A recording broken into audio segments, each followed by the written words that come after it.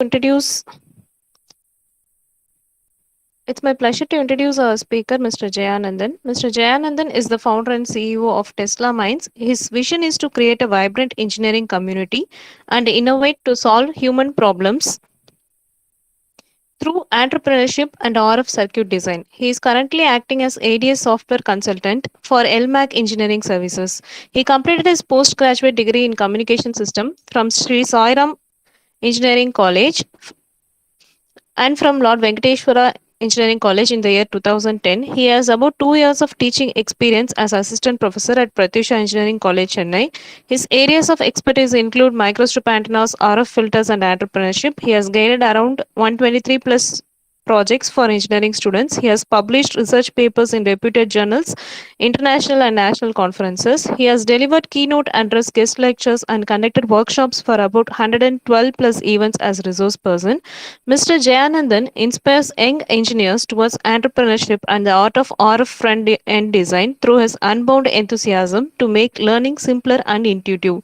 With his startup Tesla Minds, Jay has successfully conducted 110 events interacting with 7,500 plus students and faculties across the southern region of India. May I now request Mr. Jayanandan to kindly take over the session? Thank you, ma'am. Thank you for the introduction. Can I share my screen, ma'am? Yes, sir. Please. Yes.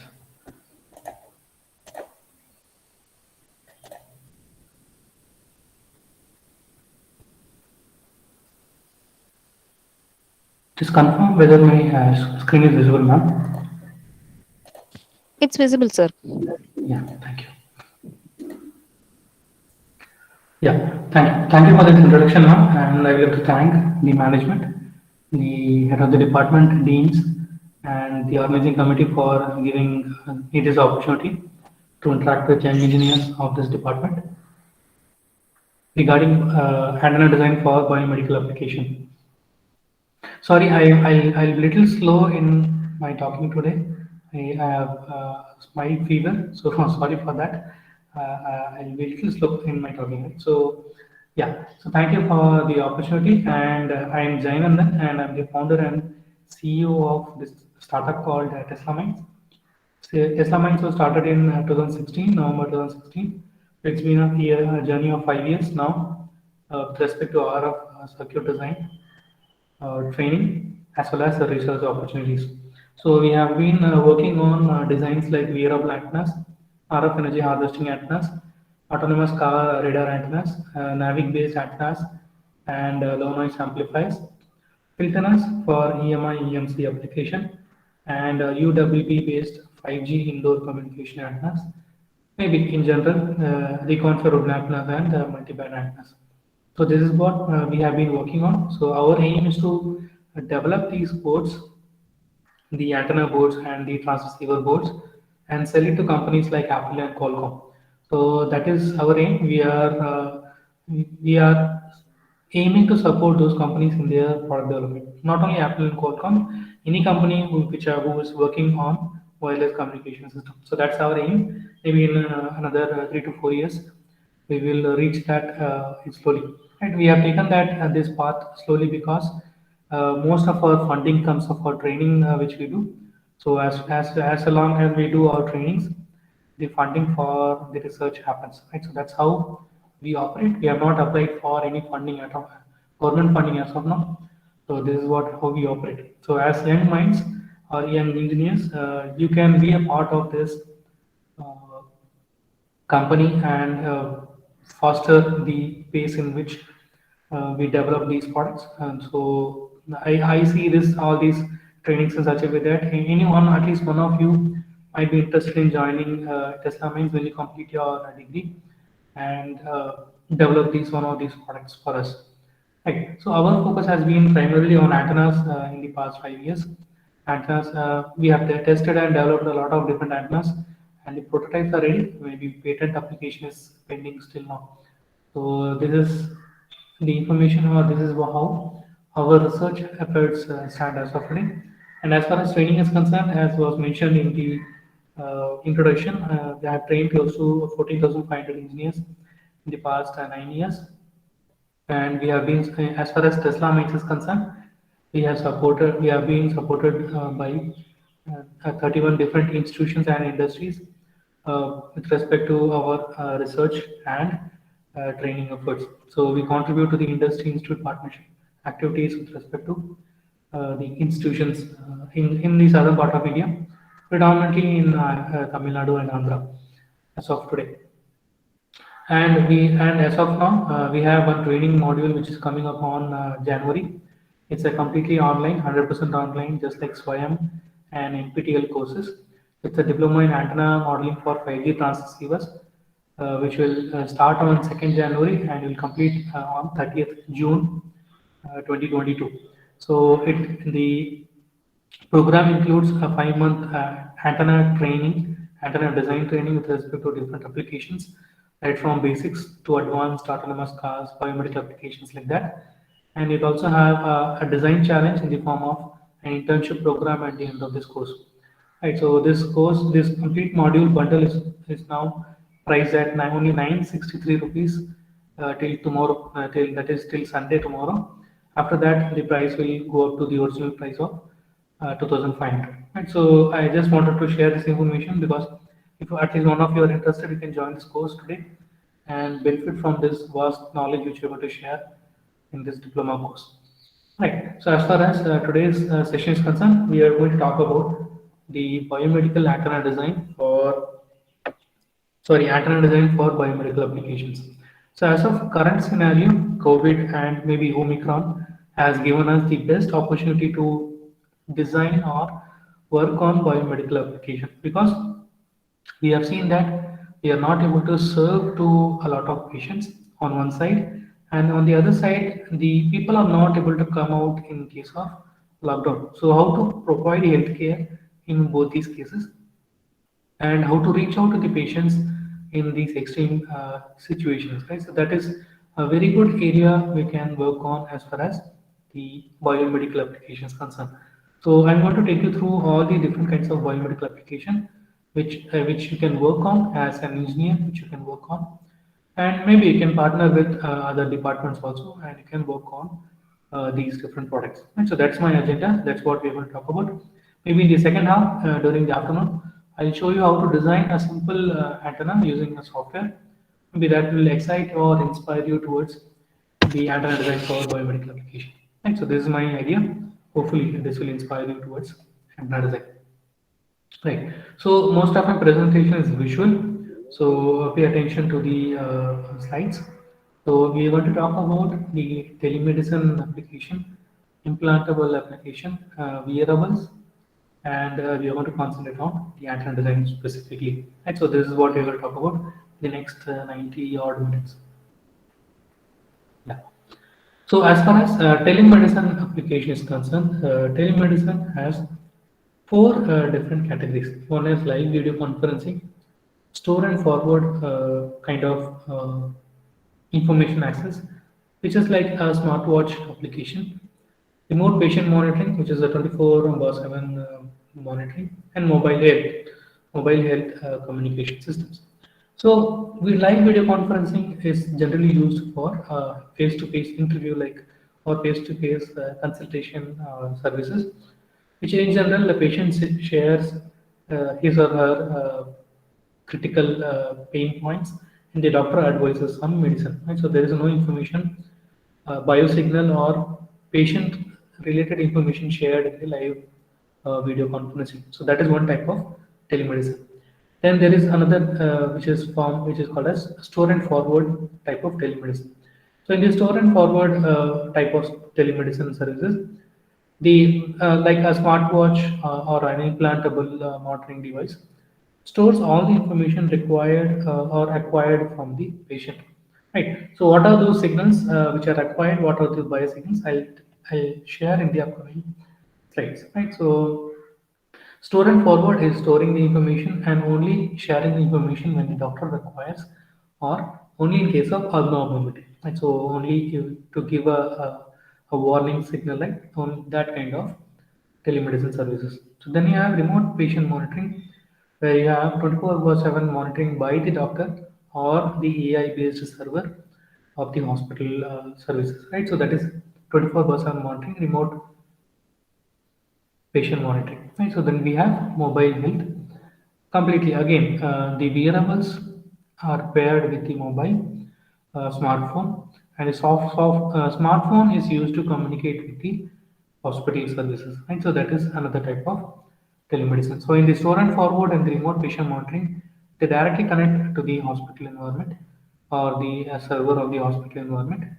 But in case of mobile health, the information is first transferred to the mobile, and from there it is transferred to the hospital. Right. So these are the four general types of telemedicine which is available. Maybe if you have seen recently, we have an advertisement of some medical services, some medical shop, I guess, where you have the live video conferencing type of telemedicine, right? So I guess it was aired to, I guess, 1 week back in some channels, right? So that is one medical shop where you consult a doctor and then they send you the medicine, right? So that is live video conferencing type of telemedicine. So slowly we are adopting to these telemedicine applications, and as I said, in the COVID and this current pandemic situation has given rise to the need or to focus on services which can help in giving us better patient monitoring systems. Right. Just a moment. So as far as the healthcare is concerned, it has now gone from a need, sorry, a luxury, which was touted as a luxury before the pandemic, like having a telemedicine services. But now it's a necessity. So now necessity means you have to have telemedicine services in case of in future conditions like pandemic, where you have to treat a lot of different patients and monitor a lot of different patients when they are not able to come to the hospital, or the beds are not available for the patients, other critical patients. So in that case, you have to have telemedicine services, right? So yeah, so here you can see that the projected growth rate for telemedicine, right, remote patient monitoring is 150.3%, right? So it's bound to grow in the years to come. In the next 3 to 4 years, that is bound to grow. Maybe the reason why I'm telling you this is, as a young engineer, you are sure to get research and job opportunities in the telemedicine market, because the industry is focusing on this company, which from which I have taken this infographic, is Philips. So Philips is estimating that there is going to be 150% growth rate in the remote patient monitoring, which means that you have to have job opportunities in this area, sorry, in this domain. So in that aspect, so jobs are available, research opportunities are available. It's up to us to know these opportunities and catch hold of these opportunities, right? So the telemedicine service can work on a wide area of uh, population, so we can affect a lot of different kinds of age groups with the help of the telemedicine services. So as far as the future telemedicine or futuristic telehealth technology is concerned, so these are the keywords which you can work on. So the first and foremost is the AI, the buzzword which all of you like to these days.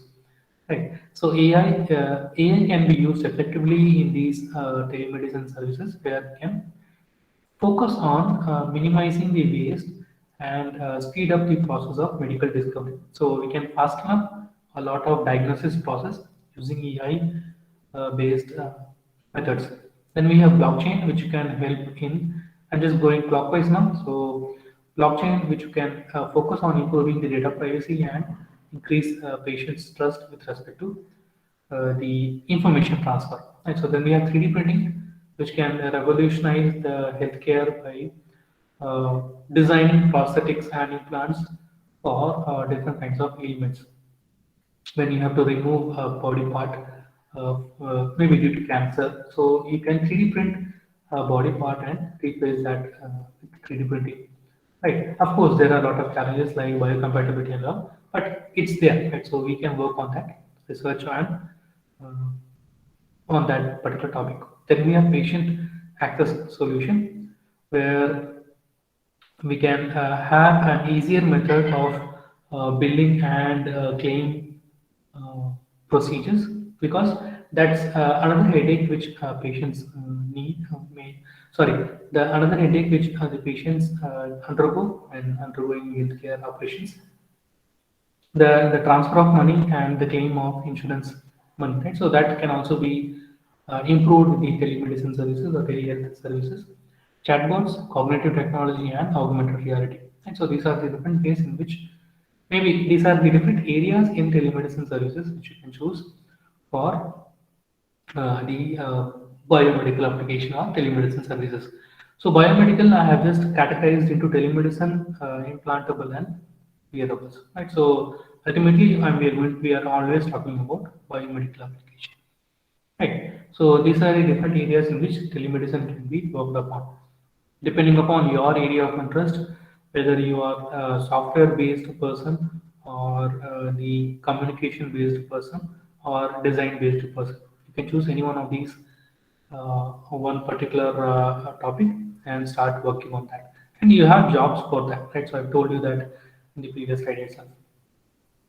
And as far as medical, so you have another term in the telemedicine which is called as medical IoT. So medical IoT is a amalgamation of different technologies or different environments like the remote healthcare, disaster response, and hospital environment. Right. So everything is connected together to provide seamless information access and patient information access. Right. So this is a very important technology which is starting to build up medical IoT. Maybe you can focus on either remote healthcare, patient monitoring, or the hospital environment, or the disaster response unit. Anyone you can take it up and start working on the biomedical application. Right. So this is another term which you have to remember with respect to the biomedical application. So as far as remote patient monitoring is concerned, or telemedicine is concerned, this is one company called Go Telecare, which gives us this complete uh, 100% remote monitoring solution, where they perform or they monitor parameters like EKG, blood pressure, blood glucose, SpO2, and temperature. Right. So you can see the block diagram there. So the patient is there on the one side of the country, like from the left to right, and in the left there is a patient, and in the right there is a doctor. Right. So across the country they are present. Right. So the patient is being monitored for these different biosignals from a remote location. So on the patient, you have this health monitor, PC303H, all-in-one health monitor, which monitors all these different parameters. And the health monitor now transfers the information to the smartphone or the smart device of the patient. Right, that is done via Bluetooth.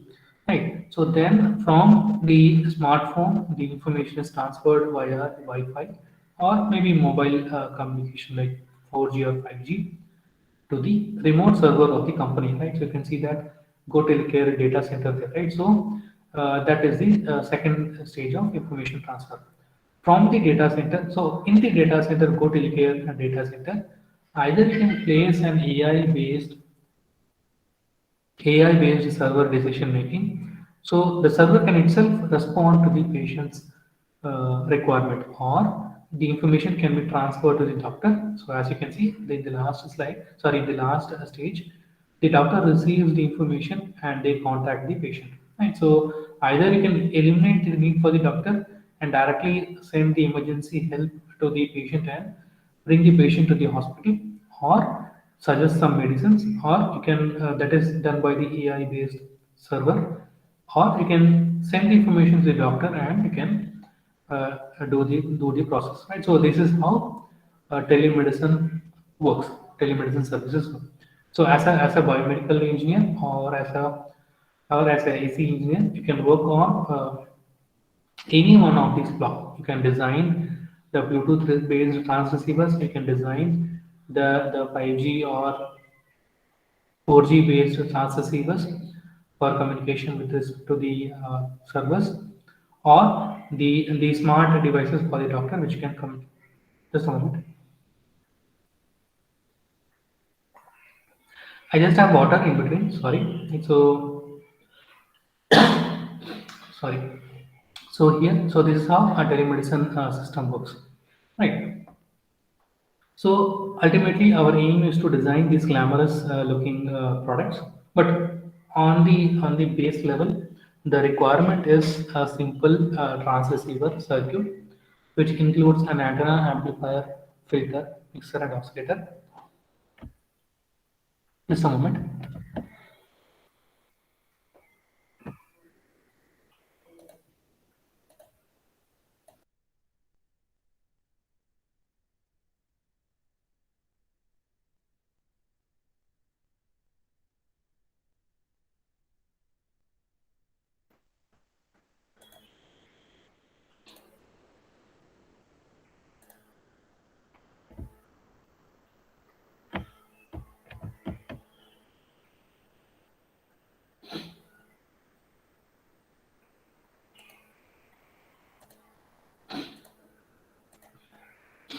Yeah, sorry. So our aim is to design one of these products in future, and maybe, as I said, you only have the requirement of designing a sub-circuit because an organization has n number of teams for a product. You have separate antenna design team, you have separate filter design team like that. So our as a beginner, your aim should be to master any one of the RF circuit design for these products. It can be antennas, it can be filters, amplifiers, or your choice. That's your choice. You can work on the software part, AI part of these biomedical applications. That's your choice. But if that is an antenna, today's session will be really helpful for you. Right? So antenna or RF circuits, today's session will be really helpful for you. Right? So as you can see here, so this particular example is your store and forward kind of telemedicine services. So this is 24 by 7 monitoring, and this is store and forward. So the information is stored in the smartwatch, and it is immediately synced to your smart phone, and that is again synced to your uh, if required, it is synced to your hospital environment. Right. So this is another example. Maybe I've shared this example in the past 6 months or so.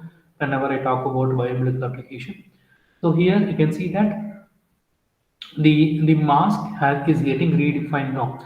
So how to use mask to find out different elements from our breath control or by analyzing the particles coming out from our mouth, right? So all these things can be used to sense different kinds of diseases, right? So what kind of diseases can be sensed from these particles?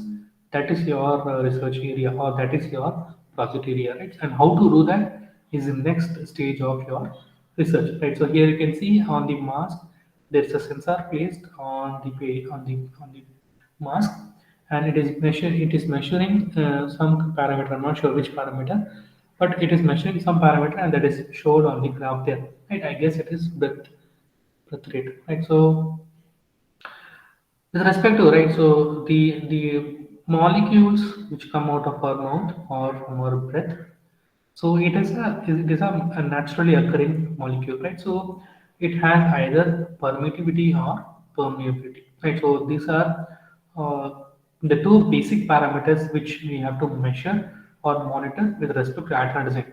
So if you are looking to monitor or if you are looking to diagnose any disease with respect to with from an antenna, right? So antenna can measure or it can change its resonance based upon permittivity and permeability. So if the resonance of the antenna changes due to the incoming particle like that, so maybe I'm giving you a vague example, but there's a lot more engineering going behind. Right. So in that case, if the permeability and the permittivity of the incoming signal changes, then we can get those different graph there. Right? So that we have to work on depending upon the diagnosis we want to do. That changes completely, right? So this is how with an antenna how we can diagnose different kind of diseases. Right. So that was telemedicine, a short description of telemedicine services. Now let's go into the implantable end. So implantables and wearables are integral part of telemedicine services, right? So so the patient has to be monitored. So how they can be monitored is either by using implantable devices or wearables, right? So the patient has to either uh, uh, be implanted with the medical service devices, or the patient has to wear the circuit in such a way that the body conditions can be monitored, right? So that's how that's what we are going to learn today. So sorry, in this session, uh, now we are focusing on the implantable biomedical applications. So there are four prominent categories of implants. Electrically powered implants, like the pacemaker, most oldest implants which we have already been using. So pacemaker is a very good example of bio implants. Then we have biomaterial tissues like artificial skin, artificial cornea, like that. That is also a type of implant. Then we have also the old another old form of implant, that is artificial tooth, the dental implants and orthopedic implants. And so till now we were using these simple dental and orthopedic implants, just replacing the tooth with a artificial tooth. But now what we are doing is we are we are including some kind of circuitry so that it can mimic a real teeth. Right. So it can the circuit can make the artificial tooth a real tooth. Right. So that is a very good example. Maybe initial researchers only. We have a lot of research paper on that. So this is how we are moving. So look at the different kinds of implants if you are really interested, and see how we can improve them using electronics. Right. So these are the different kinds of implants which we have already been using. So I'll just take you through different kinds of implants. So these are the prosthetic organs. When you want to replace the organs which are not functioning well in a human body, so in that case we call them as prosthetic organs, right? So you can see artificial, again, clockwise from top, you can see the artificial heart at the left corner. Then you have hearing implants, dialysis machine, maybe not exactly replacement, but the dialysis machine, artificial eye, and the block diagram of the artificial heart. Right. So these are the prosthetic organs which are there in the current medical use. Right. But now we are talking about implantable devices which can do a lot more things than that. Right. So we are talking about heart failure restoration device, maybe an next step of the pacemaker in case the heart fails, completely giving the electrical impulses to the heart. Right. So that is heart failure response device. Obesity monitoring, implantable devices. Diabetes monitoring, implantable devices. Even government of India is focusing on diabetes monitoring even in case of children's young children also, right? So diabetes monitoring is a very good area which you can work on, like both as a research area as well as an entrepreneurship idea, right? So then we have neurostimulation based kind of implants, blood pressure controlled implants, foot drop correction. So if you are rehabilitating in the process of rehabilitation of a fractured patient, a leg fractured patient. So in that case, you can go for the foot drop correction implant.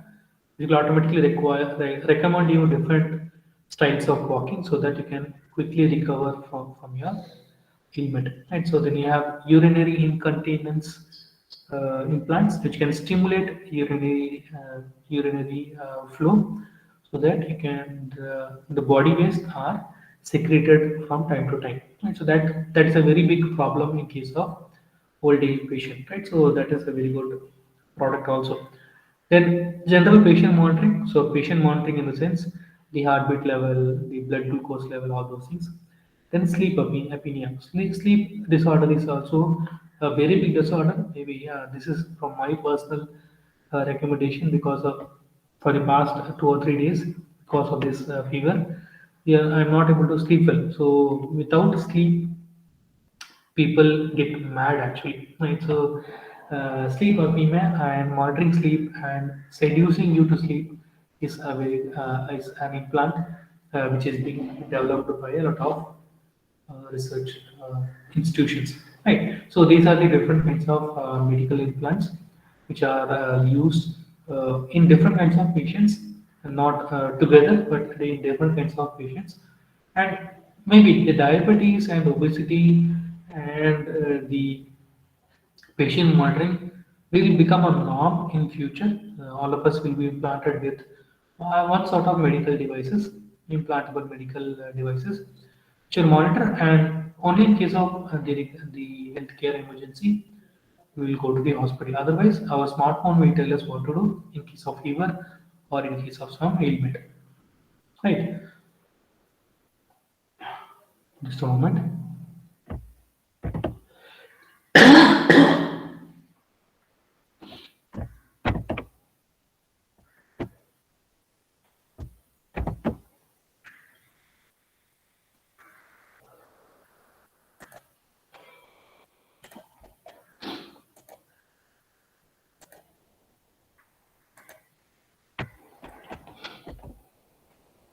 Right. So those were the different kinds of implants. I'm sorry, I'm going it very slow.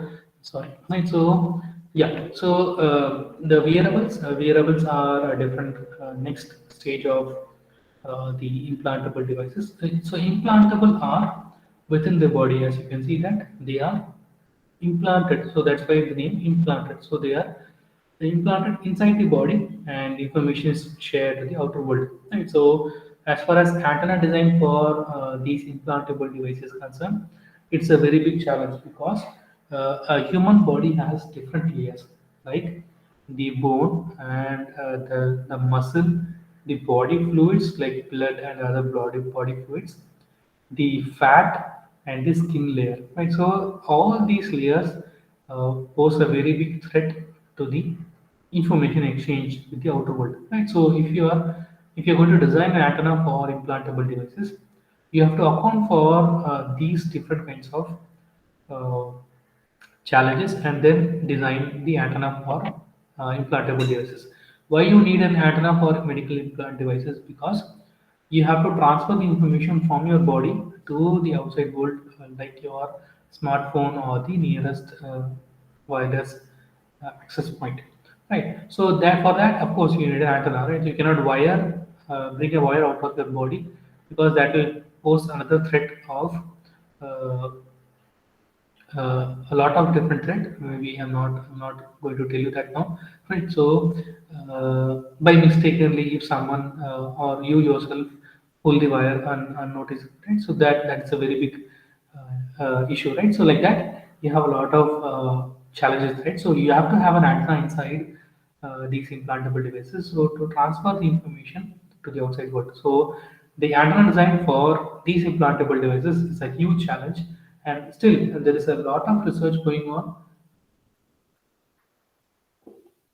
These implants don't share any information, right? So these are the previous generation medical implants, which the information exchange was not required in those different ages, right? So but now we thrive on information exchange, right? So the information has to be transferred to the doctor so that they can monitor and change or tune the device parameters from the outside, right? So that is a different kind of freedom which the doctors and the patient have, right? Otherwise, they have to operate these implants, right? So in that case, antenna design is a very big challenge for these implant devices, and that has to be done seriously. But because as far as my research area is concerned, I'm working on the implantable device antennas and how to exchange information effectively, right? So even my research area is implantable medical devices only, right? So yeah,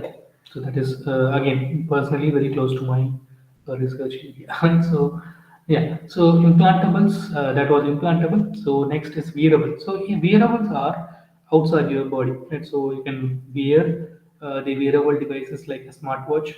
You can wear the wearables like a coat or a smart band, wristband, cap, right? So different form factors, right? So wearables are a very interesting application with respect to the telemedicine or biomedical application, right? So let's see what the different kinds of wearables are there, right? So as far as wearables are concerned, the broadly categories are sports and fitness, That's where wearables are used extensively these days. Whatever sports you take, their wearables are used to monitor the sports person walking style or the playing style and the angles in which their legs and hands turn, right? So everything is monitored using fitness bands these days, right? So sports and fitness is the maybe the initial adopter of the wearable technology, right? So you can work on the biofeedback, performance tracking, and coaching services using sports and fitness. Sorry, wearable electronics. Then the biggest use is the military and emergency, where you can do the early detection of fatigue in a soldier, self-monitoring the rehabilitation of a soldier in the war zone, and safety and performance. Sorry, safety and performance monitoring in case of the in again in a war zone when the soldier is there fighting for the country, how to safeguard the soldier from a remote location. So we can know the location of the soldier and warn them with respect to the oncoming danger like that. Right. So if we sense that the soldier is losing energy, we can pull them back and replace them with a healthy soldier. Right. Like that, we can do a lot of different military-based application. Then of course we have lifestyle based wearable electronics, where we use smartwatches and the wearable devices for entertainment, like personal enhancement, like the AR VR glasses, right? So augmented reality glasses. So there we use wearables for, and it's a kind of wearable only, right? So there we use it for entertainment purposes, and also we can only use for education and child monitoring purposes, right? So these are broad category of wearable applications, right? Not only limiting to that, we are just focusing on we are going to now see what are the different kinds of wearable electronics. Right. So these are the examples of wearable devices for medical treatment. Right. So you have a lot of companies like Abbott, Vital Connect. Maybe recently you would have also seen an advertisement of Abbott company. Uh, it's regarding the malaria and influenza injection for mothers. Right. So Abbott is a company, Vital Connect, Indeed, InNeed MD, Neurometrics, and Nanovia. Right. So these are the already used medical treatment, wearable devices for medical treatment. So you can ask me that it is already being used. What we can do that, right? So none of these systems are 100% true. Sorry, 100% effective. For example, we all have mobile phones. Why you go for the next mobile phone is because they have little more efficiency, little more battery power, little more.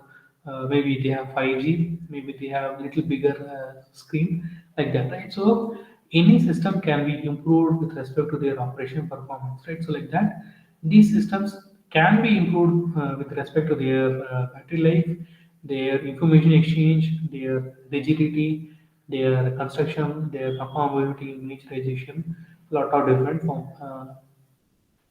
structural characteristics, right? So in that aspect, these systems can be still improved. So that's how we have to go on our product development, right? So with respect to these instruments, you can see that you have a freestyle, which is a sensor for glucose level monitoring, and just going from left to right, right? So the first type of wearable device. So it's a patchable device.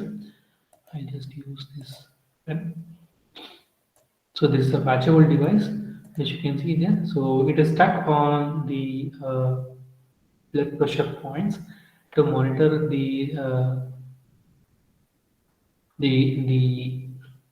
blood glucose level. Right. So then we have the health patch in the medical device, which is used for measuring the heart rate, body temperature, posture, and the other medical based analysis. Then we have EKG glove. This EKG glove is used for cardiogram ECG monitoring glove, and it is worn like a glove. So it is attached to a glove and can be worn like that. Right. Then we have a product called Quell, which is used as an anesthetic device, and is what I told, right? So to help the sleep, so it can be used as a sleep-inducing device. So it can the electrodes can stimulate the peripheral nerves, causing the brain to release pain-relieving chemicals. Right? So it can put you to sleep immediately. Then we have simply ECG, this product simply ECG. This is revolutionizing, right? So it is redefining all our inner garments, right? So if we can, because inner garments are the most common wardrobes, sorry, clothes we all wear, right? So if we can include our wearable device or include our wearable device circuitry in our inner garments, that is a revolution, right? So this is that simply ECG, which is used for ECG and heartbeat rate, measuring the heartbeat and respiration rates, and can be used as an undergarment. Right? So undergarment, maybe we might laugh or we might feel bad about talking about undergarments, but undergarments are a very good area for medical or biosignal monitoring. Right? So if you uh, feel like really doing anything in respect to biomedical application, that is one area which I will suggest you to take up. Right. So now let's talk about what are the biosignals. Maybe I have carried this image and the next image for the past 1 year because I feel that the entire biomedical application can be summed up in these two uh, images themselves. Right. So we have talked about the devices, right? So the different kinds of devices and the different kinds of uh, patient monitoring they can do. Right? So now is the time where we have to tell you that what has to be monitored and what has to be replaced. Right. So as far as a patient is concerned, without the patient coming out of their home, we can monitor three types of signals. One is the physical signal. Am I? Yeah. One is the physical signal, right? And then is the thermal signals, and then is the electrical or electrophysiological signals, right? So without inserting any needle inside the patient's body and without taking blood out of the patient's body, these are the signals which you can measure from a wearable device or an implantable device, right? So the physical signals are like the pressure, motion, tactile information, and the vibration information. And so that can be harnessed from the patient's body. The other type of signal is either the high temperature or low temperature. Right. So, for example, I had fever of 103 degree. Right. So I used thermometer. Right. So if I don't have to go to the doctor, sorry, very sorry. Yeah. So if I don't have to go to the doctor, so the smartwatch or the implantable device which I'm wearing, that has to monitor that high temperature, right? So that is the other case. So how to use sensors? How my mobile phone or my smart band has to monitor that high temperature. That is one thing, right? Then we have electrophysiological signals like the brain wave, cardiac activity, and the muscle movement, what we call them as ECG, EEG, and EMG. So, how to harness or monitor these signals and send it to the smartphone or the nearest wireless access point, right? So that is the challenge. So these are the different signals which can be harnessed out of the patient's body. Other than that, as I have told you in the telemedicine application, the aerosol, the inside the mask, right, what we wear, that can also be monitored. The sweat on our body can also be monitored. The sweat which comes out of our body, that can be monitored. The Yeah, so these are the things which can be monitored. So how to monitor them? So we have to use sensors. So sensors have to be used. Either they can be a simple antenna, they can be an LED light, they can be a moisture sensor or some kind of sensor which can be used. Right? So my idea always has been to not use the sensors and make use of antennas because antennas simplify the sensing process. Right? So these different things. Maybe to monitor the EEG, and EMG, you have to have sensors, but for the aerosol management or sweat based monitoring, then maybe you can use antennas and measure different areas, right? So that's one thing, right? So you can use sensors or antennas or LED lights to sense these information, these signals, right? So, but the topic the for today, right? So the biomedical application that comes at the point where how you are going to transmit this information to the smartphone and the diagnosis remote medical service, right? So the sensor can be inside the patient's body or on the patient body, right? It can be an implantable device or it can be a wearable device. So just to use the pen again, right? So the information can be transferred via one of these technologies like Bluetooth, NFC, RFID, wireless communications. You have one more information exchange frequency that is called as transcutaneous energy transfer, right? So these five different kinds of frequencies are very, very important for your antenna design. So when you're designing any antenna for biomedical application, you might be designing an antenna in Bluetooth frequency, you might be designing an antenna for NFC frequency or RFID frequency, wireless communication that is 3G, 4G, 5G, and transcutaneous that is 400 megahertz range. Right. So these are the specific frequencies which you can design the antennas in. You cannot take any arbitrary frequency or biomedical application because these frequencies are recommended for minimal RF hazard to the patient. Right. So in that case, these are the frequencies which your antenna should be radiating or transmitting. Right. So again, I'll tell you. So when you design the antenna, the sensing part is on the one side. The antenna design should be focusing on transferring the information to the nearest smartphone or the nearest medical service. Right. So the radio access point. Right. So the frequencies which are used there are Bluetooth, NFC, RFID, 3G, 4G, 5G, and transcutaneous energy transfer. Transcutaneous energy transfer is used to transmit information from inside your body to the outside world. And so that is transcutaneous energy transfer. Right. So these are the frequencies. So the characteristic of the biomedical antenna should be it should be resonant at only these frequencies, only one frequency, either Bluetooth or NFC or RFID, because that will avoid interferences, that will avoid unwanted heating up of your medical implantable devices. So your biomedical or implantable, make sure that that device operates only on single frequency. Only one frequency is transmitted inside your body and comes out of your body. That minimizes a lot of RF hazards and interference which can come out of as a result of multiple layers of human body. Right. So choose one of these frequency ranges. Right. Maybe sometimes we might need multiple bands, but multiple bands can be used in the wearable devices like a smartwatch. A smartwatch can have multiple frequencies. For example, the all the latest smartwatch have the GSM connectivity, right? eSIM connectivity, right? So they operate on the Bluetooth as well as GSM connectivity, right? So that is multiple frequency. Right. Otherwise, it is always suggested that you should have only one frequency on the biomedical antennas.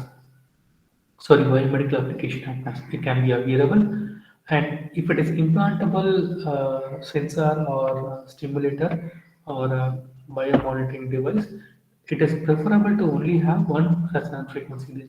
Right? Yeah. And that was the biosignal monitoring and how the whole telemedicine system is synced up together, right? So the smartphone can be any smartphone, it can be any kind of remote medical device.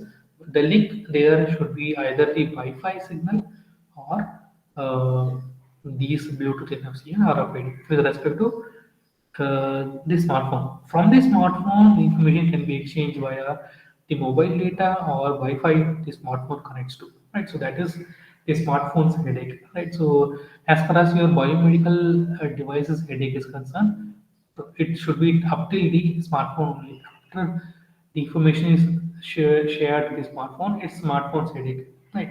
Of course, there should be a transfer, efficient transfer, which is being monitored by the app installed on the smartphone, right? So that no need to worry about that, right? So this is the information transfer. Now we are talking about the replacement of device, the body parts, right? So like the prosthetic eye or the artificial lung, sorry, artificial heart or the dialysis, right? So here we are talking about wearable, the implantable devices like the prosthetic eye. You can see that in EEG stimulations, right? You can be all your memory can be brought back to life if a proper neuro stimulation can be effected, right? So that's how RF energy is redefining healthcare. Right. Then you have prosthetic skin, artificial skin, which can mimic your skin in case of burned skin cases. Right. So there we can go for artificial prosthetic skins. Right. So you can provide external simulation to the skin to heat up or some just like mimicking your real time skin. Right.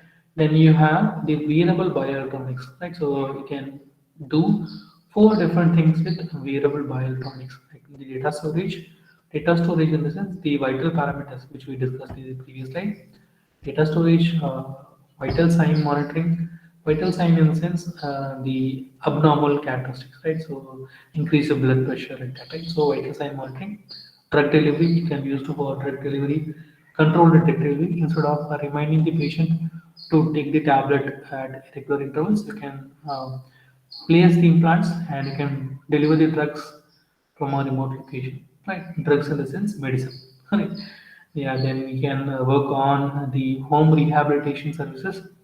We can monitor the patient 24 by 7. Then you can also work on the remote healthcare services themselves, right? So you can uh, send in the required help from a remote location itself. And so these are the replacement, right? So you can work on the prosthetic eye, you can work on the artificial hearts, or you can work on controlled drug delivery using the wearable bioelectronics. Right, this is another area which you can work on. Right, so here you can see a glove which is being controlled by product, an electronic product. So whatever gesture this doctor makes with that glove, that is being recorded by the device and is being transferred to a remote location where there is a robot. Right. So in that case, if the doctor is not able to come to the hospital, so or if the doctor wants to perform an operation for a remote patient, they can send in the robot and the robot can perform the operation. Doctor can sit at their own hospital and they can use this haptic glove and perform the operation. And so this is a very good area, or this is a very good application area for biomedical application. Right? So you have a lot of technology, and antenna is one of them. You have to work on the programming part. You have to work on the entire transceiver part to bring this as a complete product. Right? And of course, you need to have 5G and beyond for effective information exchange and uninterrupted data access. Right. So that is on another key area. Right. So yeah. Then you have ingestible antennas or ingestible medical devices where you swallow the electronic device or wearable or implantable device like a tablet. Right? So here you can see a company called Olympus has come up with this pill cam. So pill cam is just taken inside your body as a tablet, right? So what this pill cam will do is it will just relay or give a live relay of your digestive tract to the outside world, right? So you need to have antenna which transfer this information wirelessly to the outside world. So it's a replacement for endoscopy, painful endoscopy practices, right? So this will completely change how endoscopy is done, right? So the antenna design for this thing, this Olympus pill cam. Just a moment.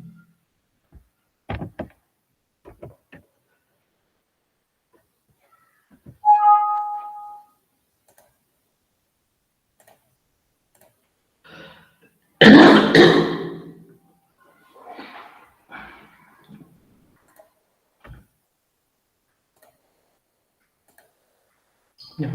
So the admin design for this Olympus pill camp is a very important challenge because the digestive tract has a lot more challenges than a normal implantable device. Right. So that is being achieved or that has been conquered by this PCAM company. Right. As I said, no product is completely perfect. Right. So we can also design ingestible antennas for this type of biomedical application, where you can transfer the live video of the entire digestive tract and help a patient with respect to a lot of different ailments. Or you can also monitor whether you can, instead of a camera, you can place sensors and sense that whether the patient is recovering for a certain type of medication or not. Right. So that can also be done using these pill cams or ingestible via medical application. Right. So this is another application which you can focus on. Then I'll just show you a lot of different applications now. So here you can see the healthcare and telemedicine devices like the blind person guiding method. Right. So here you can see on the left hand side, the patient or the blind person has to hold this particular device inside the arm print. So depending upon the GPS location, the and a camera which the person has to wear as a spectacle. So that information is correlated and the guidance is provided using the arm print, right? So just like a normal person, the person can walk with respect to small vibrations which is given inside this product, right? Then this is one very good application for the disabled patient, right? So next is the self-care. Self-care again is not the conventional biomedical application where we talk about serious ailments like cancer and tumor reduction, but here we're talking about the other kinds of ailment like skin disease like that, right? So the sensor which the patient can hold on near the skin, the information is noted down. The information like the skin health is monitored using that sensor and is relayed to the doctor. Right? So the doctor can tell whether the patient is suffering from any skin diseases, skin-based diseases, and they can recommend some sort of treatment for them. Right. So this is done, and this is a product from a company called Kin, High Skin. Sorry. Right. So all these are products. They have been launched in the Consumer Electronics Show in 2021. Right. So they, I'm not telling you any story. This is all. These are all the real-time products that have been launched in the Consumer Electronics Show 2021. Right. So this is for self-care. So on the right-hand side, you can see some devices. Those are massaging devices. So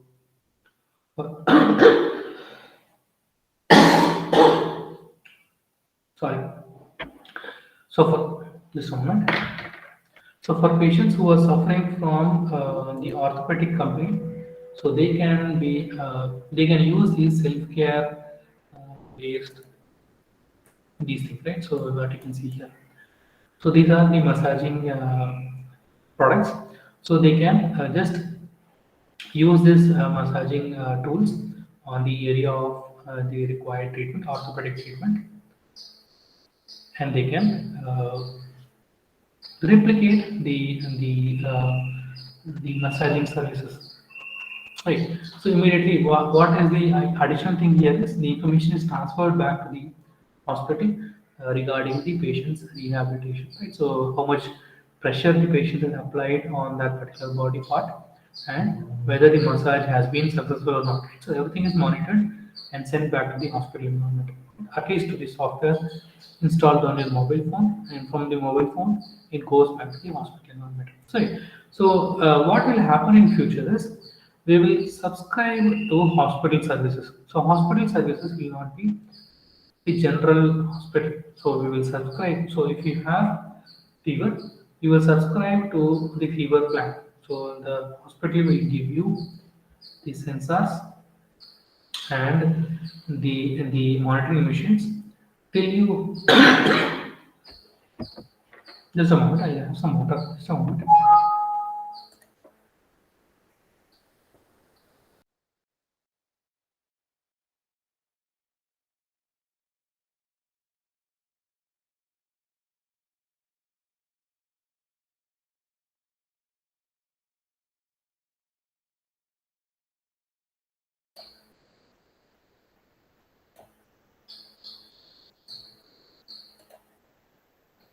I'm really sorry if you are disturbed by my interruption. Sorry for that. Right.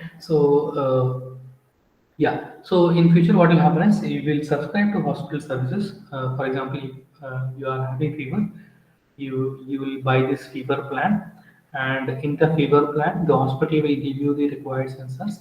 They will send it to your home.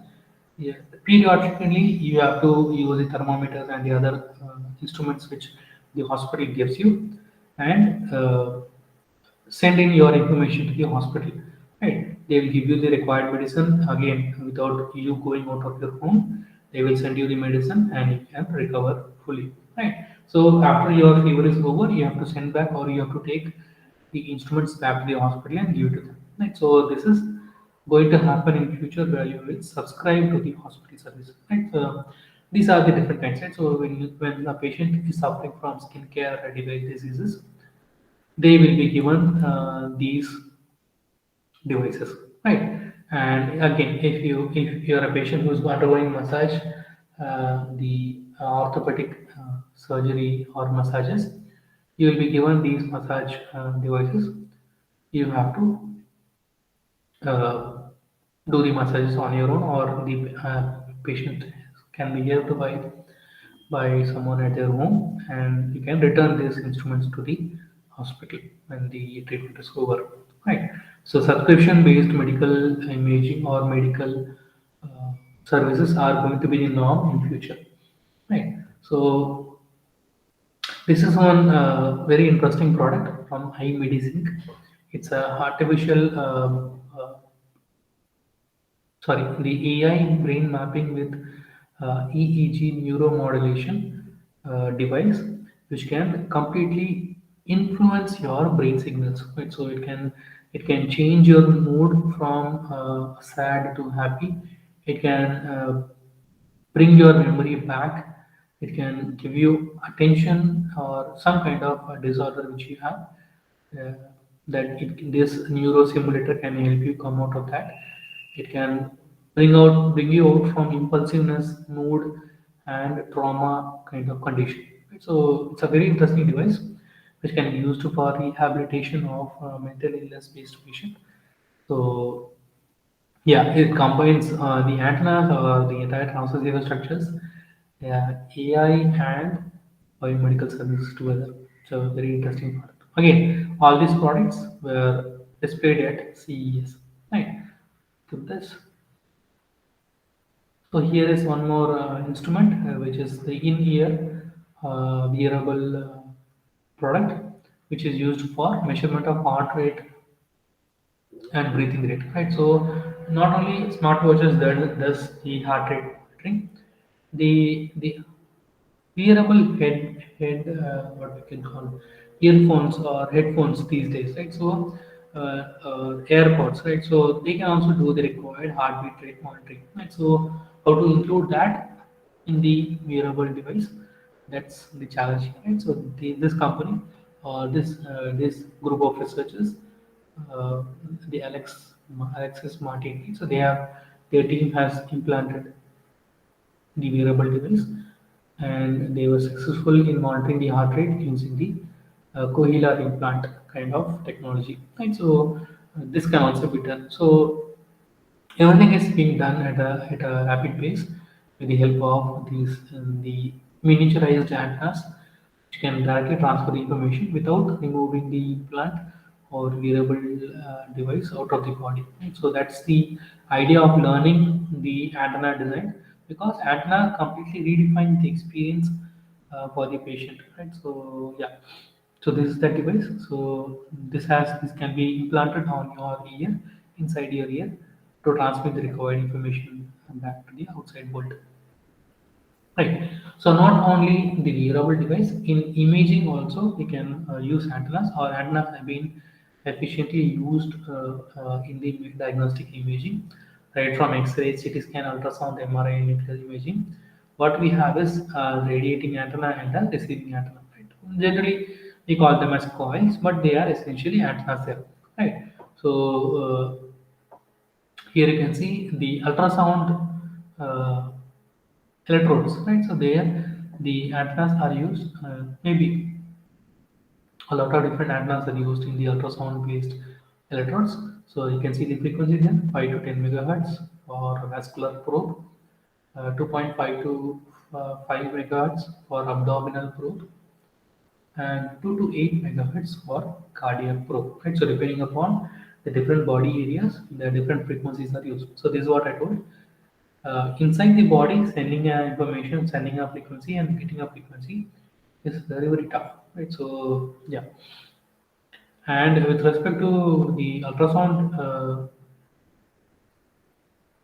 antenna design or biomedical antenna design, these are the different antennas which are used for the biomedical imaging, specifically ultrasound devices like linear array, phased array, convex array, endo array, 2D array antennas, mechanically scanned linear array antennas, mechanically scanned convex array antennas, and transducer antennas. Right? So these are the different antenna structures which are effectively used, and they have been performing the ultrasound process from time ages. Right? So antenna design, not only wearables and implants, antennas can also is also used in the ultrasound. Sorry, the medical imaging. Right? Can be X-ray, ultrasound, CT scan, and MRI scan.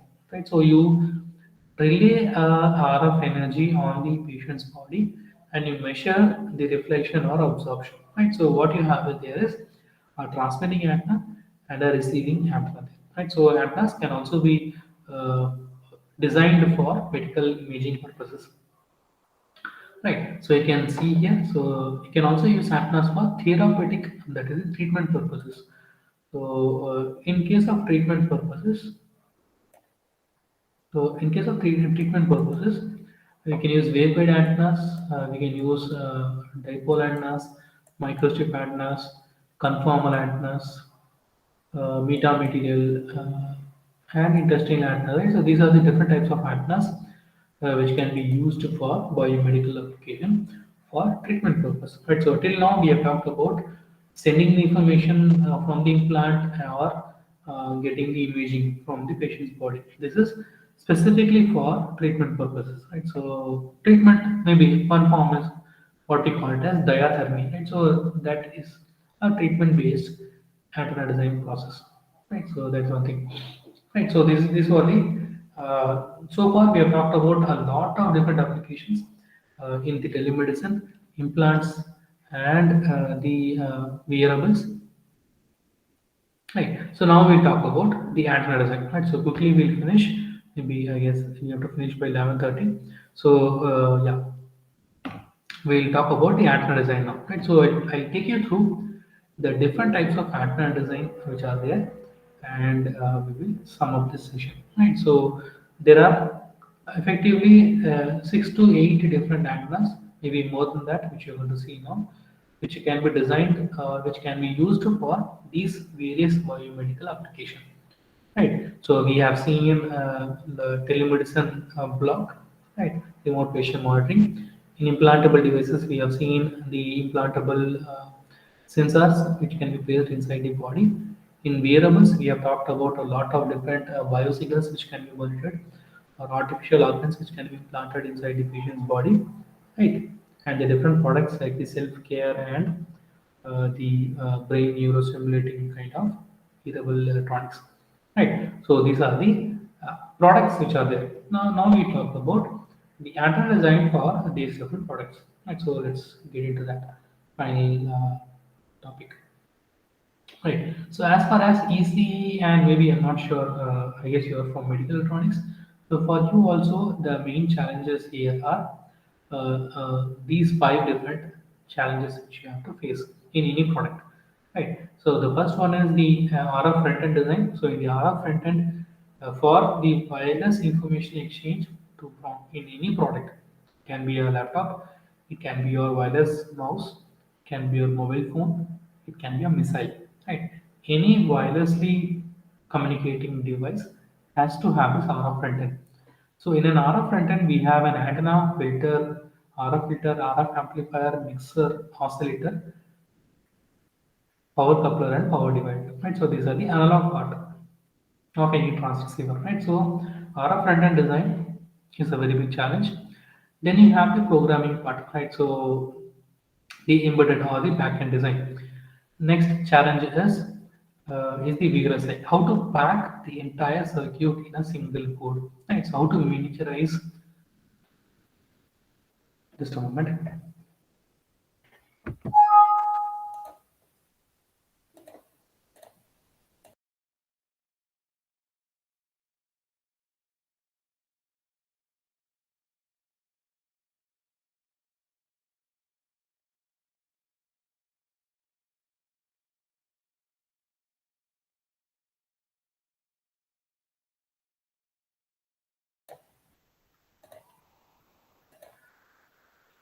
Yeah.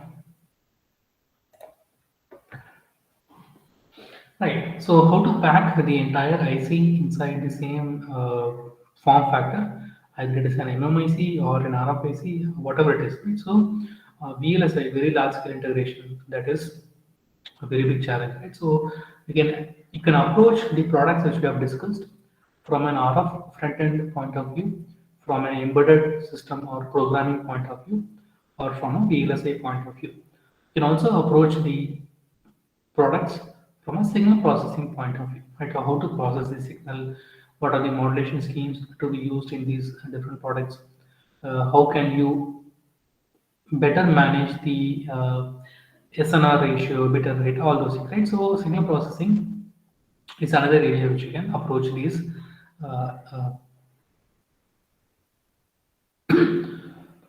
biomedical application, right? Then we have by image processing in case of the video conferencing and the self-care product which we saw. So in that case, we have to have this image processing, how to diagnose efficiently using AI, and maybe in the biomedical imaging, right? The X-ray, the CT scan, and MRI, all those things. Image processing is a very big area which we can work on.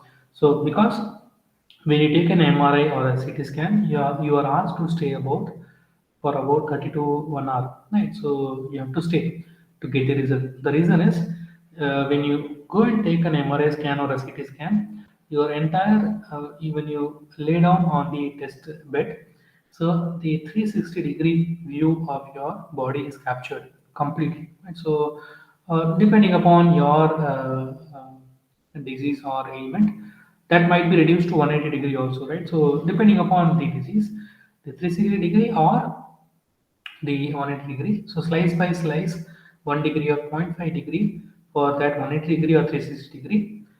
The image is captured and they are stitched together to form the scan image. Right. So the stitching process, stitching in the sense, accumulation of the entire images and giving a unified image, that takes a lot of time. That's why you are asked to wait 30 minutes to 1 hour after taking the CT scan or MRI scan.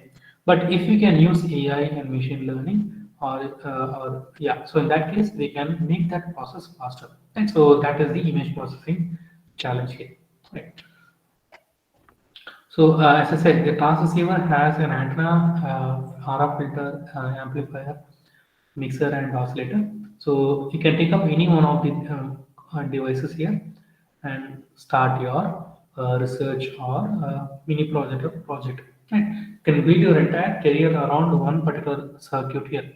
For example, my career over the past 9 years has revolved around the antenna design. Either I'll be designing antennas or I have been teaching antennas to young engineers like you. Right? So, likewise, you can also take up any one of these circuits and design. So here you can see RF stage, IF stage, and baseband stage. So these are the different stages in the RF front end. So beyond this baseband stage in the right hand side, right? So beyond that, you have your processor, which is completely digital. Right? So till here in the transceiver, it is analog, right? So beyond that, the A to D converter converts the signal into the digital format, and the digital signal is being studied by the processor, and lot of decision has been made. So all your software AI are dumped in those processor only, right?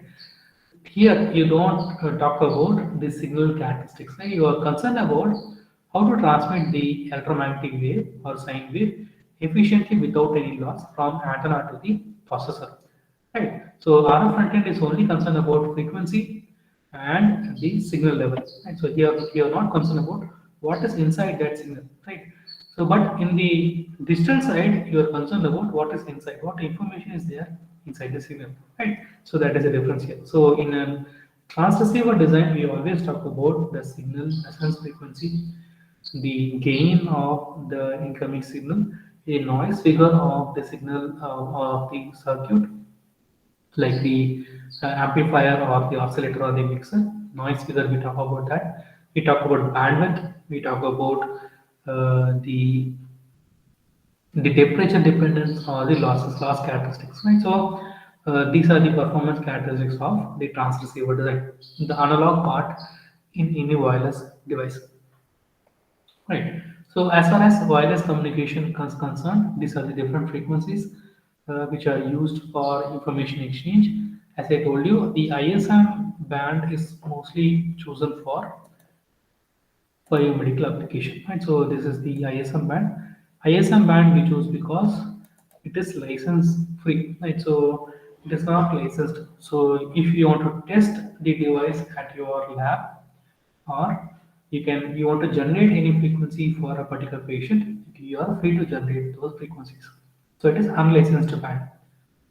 So ISM means industrial, scientific, and medical frequency bands. Right. So those are there are actually nine different, nine, I guess, 11 different ISM bands, but predominantly these five bands are used for most of the applications. Right. So we can either go with these frequency bands, or we can also go with the industry standard, the Bluetooth, Zigbee, or Wi-Fi signal or RFID bands also. Right. So it depends upon your wearable device or your biomedical antenna device, which frequency band you have to use, depending upon the range, depending upon the data amount of data you want to transfer. Right? So all these, and depending upon the depth or inside the patient's body, you want to go, right. So depending upon that, these different frequency bands can be chosen upon. So you can work on the ISM band, Bluetooth, and Zigbee or RFID. The reason I'm telling is, as I told you in the previous section, one frequency is very important, right? So only one frequency should go inside the patient body and come out. That will avoid interference or creating harmonic frequencies inside the patient body. Right? No, it will also avoid RF hazards in the patient's body. Right? Now we're going to talk about the different frequencies, sorry, the different antennas which we can design for the wearable application. Right. Before that, I'll just have some water.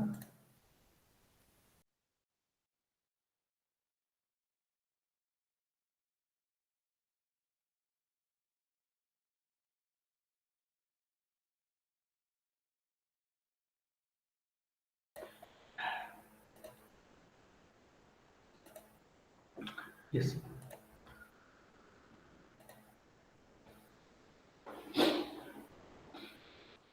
Yeah, so there are a lot of different types of antennas. As I said, these are the different ISM bands. So if you go to Wikipedia, you can find these different ISM bands which are used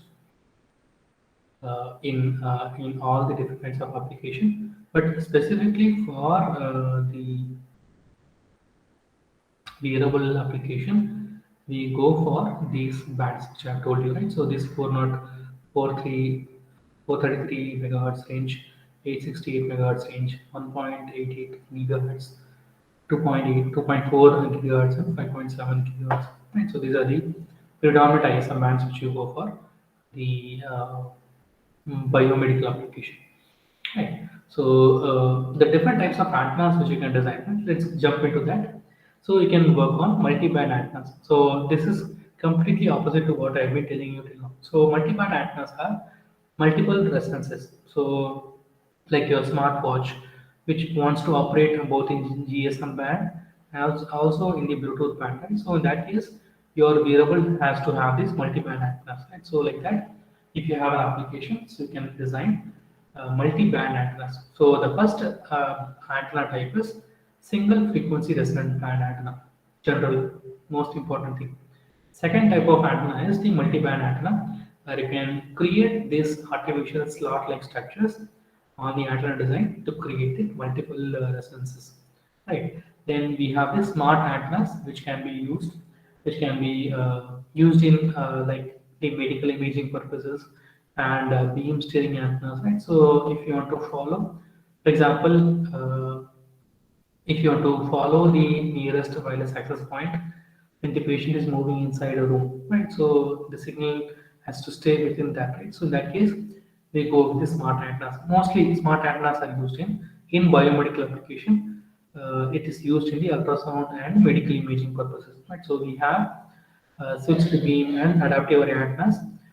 So here what happens is you have an array of antenna, and array antenna means a group of similar antennas separated by a distance and having a single source. Right? So that is called as array.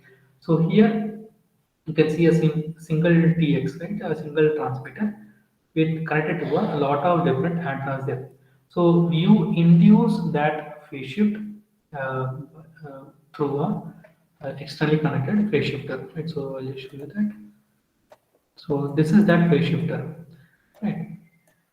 This one, right? So this in this phase shifter, you induce this phase shift into the individual antennas. So as a result, what happens is the radiation pattern can be tilted from a lot of different directions to and fro from this top and bottom direction. So depending upon where your patient is or which body part you want to focus in your X-ray or linear scan, in that direction you can tilt the beam of the antenna, right? So for that, smart antennas are very very crucial there. Right? So smart antennas can be used in that medical imaging purposes. So we saw that convex antennas for ultrasound, right? So they employ these techniques only for ultrasound practices. Right. Then we have reconfigurable antennas. So when you don't want a multi-band antenna, we can go for reconfigurable antenna. Reconfigurable antenna enables us to switch between different frequencies in case of requirement. Right. So we design a multi-band antenna, but in a multi-band antenna, all these frequencies are available to the transceiver at any given point of time. Right. But a reconfigurable antenna uh, can switch between one frequency to the other frequency or to the other frequency as and when required. Right. So that is the difference between a multi-band antenna and a reconfigurable antenna. So in a reconfigurable antenna, can switch between different frequencies. We can switch between different radiation pattern. We can switch between a different polarization of the radiation. Right. We can also work on a mix and match, that is a hybrid of these frequency radiation pattern polarization. So you can reconfigure the entire radiation pattern. You can reconfigure the polarization of the transfer and reception based upon the need for the application. Right. So how can be they can be done? They can be done either through electrical process like using MEMS, pin diode and Vannetti diode. It can be done by optical practices by using photoconductive process. They can also be done using physical alterations like the structural alterations like the metamaterial behavior, all those things, frequency selective surfaces, all those things.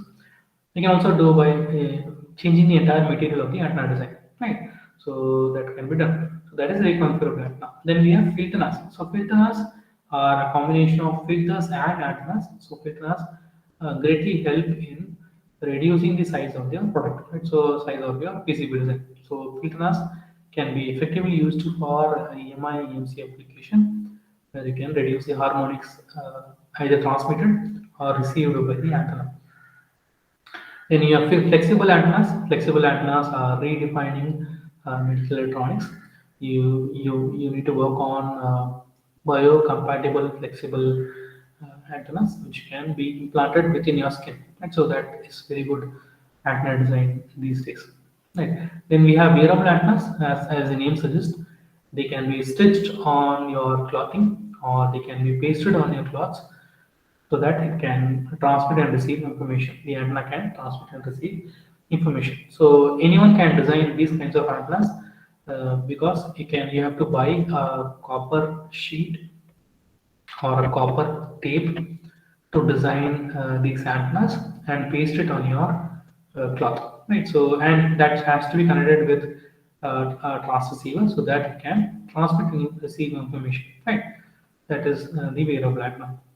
You can also buy conductive threads to design these kinds of antennas that you can stitch the antenna and use it for the information exchange. Of course, as I said, these conductive thread-based antennas have to be connected to the transceiver to transmit and receive information. Right, that is one thing. Then we have conformal antennas. So conformal antennas are the antennas uh, which acquire the shape of the product, right? For example, the capsule antenna which we discussed, right? So the capsule antenna, we cannot have a flat antenna. The antenna has to be placed inside the capsule in the curvature of the capsule, right? So in that case, we go for conformal antennas. Then we have RFID. RFIDs, as maybe all of us know, RFIDs are used for authentication purposes, right? So RFID antennas, this is another type of antenna design. Then we have near field communication. There is only one difference between RFID and NFC. RFID is unidirectional, NFC is bidirectional. Right? So NFCs are general loop antennas which can be designed. So loop antennas are the another example of maybe NFC antennas are used for wireless charging and all. Right? So NFCs are a very good antenna design. So basically, an antenna has three layers. So everything now boils down to this thing, right? So here an antenna has three layers. The ground, where am I? You have the ground, you have a dielectric material, and you have the metal patch. Right? So this is the side view of the PCB. Right? So the ground and the top layer are the metal. So in between you have a dielectric substrate. Right. Only a sandwich of these three layers can give you a successful PCB design. Right. I'm not even talking about antenna. Any PCB design you see around you, your laptop's PCB, mobile phone's PCB, your TV's PCB, right? Everything has these three layers, or even multiple layers of multiple formation of these three layers for effective information exchange. Right. So to solve or to satisfy Maxwell's equation also, or to satisfy Maxwell's idea of electromagnetic wave propagation, these three layers are important. So when you design an antenna, what we will do is we will design this ground, we'll specify sorry, we'll specify the dielectric substrate, we will draw an antenna. And so the antenna is the top metal patch. Right. So any antenna design for that sake is just a drawing of the antenna. Right? You will draw an antenna, but that cannot happen arbitrarily. You have to solve a certain set of equations to start your antenna design. So the initial 10 equations which you have in your TLW transmission lines, I'm not sure whether you are studying that, but you have a 10 equations which are called as transmission line equations. You solve them and you arrive at a length and width for your antenna, regardless of initial. You just get a rectangle or square dimension. From that, you start building your antenna. You change the shape. You do whatever you want, right? So from there, you start designing your antenna and you arrive at your final requirement, right? So to start that equation process, you need to fix what is your resonance frequency and what type of metal you want, right? So metal dielectric constant and the dielectric substrate dielectric constant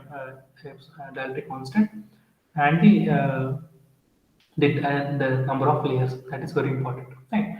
So to start an antenna design, you have to fix what is the metal and what is its dielectric constant and what is the dielectric substrate. So the dielectric substrate is needed here to create a separation between the top and bottom metals, and to give a capacitive effect and the inductive effect for your signal transfer. Right. So this is the basic construction of an antenna. So from here you look at the entire presentation from reverse. So now what we have done is we have talked about the basic from this point, right? So we have talked about the basic antenna construction. Then we have talked about what are the different kinds of antennas which can be drawn on this top metal patch. In the top metal patch, the different kinds of antennas which we can draw. Then we have talked about what are the products which can use these antennas. We have talked about wearable antennas, implantable antennas, and we have also talked about the telemedicine application. Right. So this is what I wanted to convey in this session, right? So maybe in the next session when we draw the antenna and we design the antenna, these things will gain clarity for you. And we'll gain a lot of clarity. Right. So again, maybe I guess we have to complete, right? So again, I just remind you about the antenna diploma course, which is starting on 2nd January. It's a 6-month course where you can learn antenna design in detail, and it is accompanied by a 1-month internship. So it's a complete package for just 963 rupees till tomorrow. Maybe you can share this information with your other department uh, engineers also, so that they can register for this course, because after tomorrow the course fees is 2500 rupees, right? So ask them to register with it tomorrow, right? So you can also register, maybe as a faculty you can also register for this course and learn different kinds of antenna design, biomedical antenna, space application antenna, uh, autonomous car radar antennas, right? So a lot of application antennas we are going to design in this course. It's completely online, just like your NPTEL and SWAYAM courses. You can log in and learn at your own pace, right? So that's your choice when to log in. But you just have to complete the course within 30th June. You will get your certificate and internship certificate. Right. So yeah. So any queries, please mention that in your feedback forms. Maybe I'm not able to clear it now. So you can contact me on this WhatsApp number or on this email ID for any further queries. Right. Hopefully I have shared whatever I wanted to share. My apologies for small disturbances in between. I'm not well. Sorry for that. And yeah, see you again in the afternoon session where we will design antenna for the biomedical application. We'll take up a simple antenna and we'll design an antenna today, and we'll conclude this workshop. Right. Hopefully it was useful for you. Please share your feedbacks in the feedback form so that it will really help us. Right. Thank you. Thank you for this opportunity again. See you again in the second session. Thank you. Thank you very much, sir. Dear participants, the next session will start at 1 o'clock.